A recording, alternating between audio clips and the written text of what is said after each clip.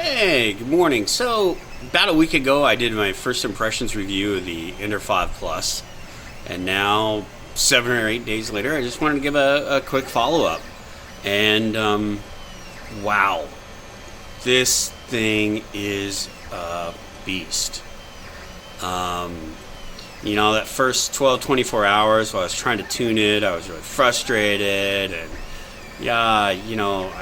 gosh, just kind of nitpicky. Now I've had this thing running nonstop for 8 days, building these Montana masks, these medical masks.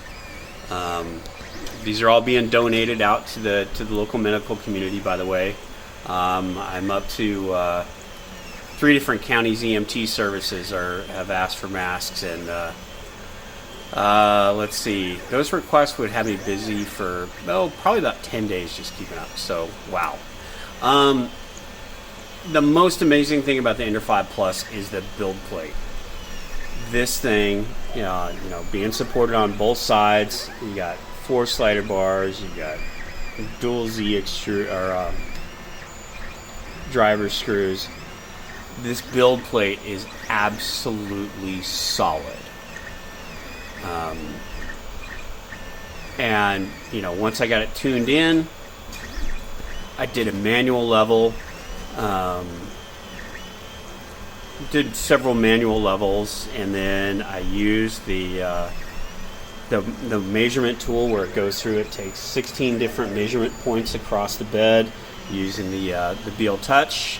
Gives you exact values based off of differentiation of the off of the center. So based on that, I've got the bed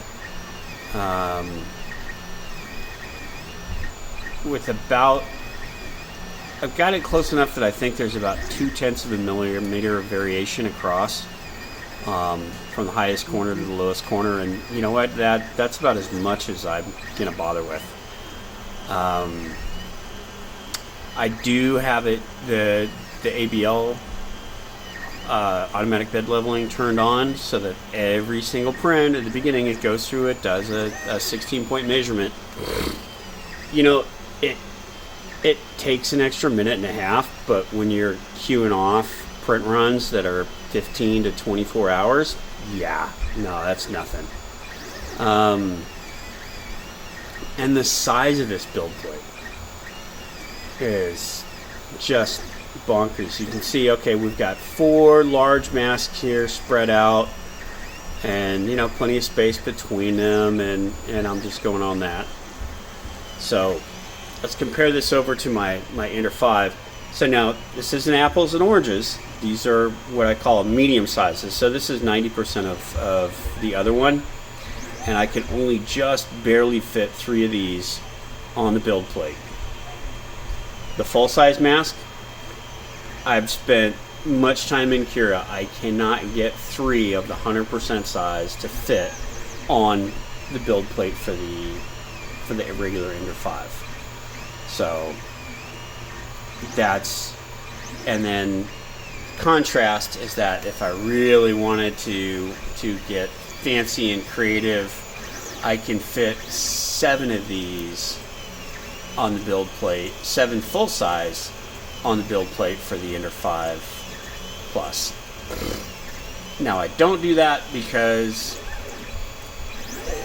you get the travel times. It's actually, the more you print at a time, the less efficient it is.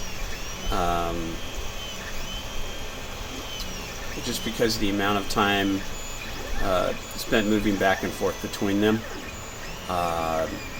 I would think about it seriously if I did have an issue where it's like, oh hey, you know what, I'm taking off for a period of time and I just want to kick off a print job and make sure know it's going to go. Yeah, I'd probably be willing to kick off a 25-hour print job with these. So I complained about the plastic extruder. You know what? It works great. I talked about replacing the tubing, the Capricorn tubing. I did that a year ago with my Ender 5. You know what? I did it because it was the fad, yada yada. I don't know. You know, PTFE tubing's PTFE tubing. I haven't seen it. I have seen, and on my Ender 5 that, you know, I had some gap issues between the tubing and the hot end and the nozzle. I took the whole thing apart yesterday. I think I've got it better, but I'm looking at the stringing and going, nope. And I've had multiple issues this last week with the Capricorn tubing and the pneumatic fittings not quite being as good as they need to be. So I don't know. I've got fresh tubing and fittings ordered from Amazon, and if I have any other problems on this guy, I'm probably gonna I'll probably just go ahead and take it all apart. And you know, I won't, if I pull the Capricorn tubing out, I won't throw it away. I'll just, you know, but definitely a little bit of back to the drawing board. So the only thing the Ender 5 Plus truly needs out of the box, absolute requirement, the silent motherboard. So Amazon says it'll be here on Wednesday. I got my fingers crossed. It's the only thing that's slowing this thing down from just being amazing. So, and with that, they announced the Ender 6. I haven't really seen much about it other than it comes with a silent board by default. So I can't wait.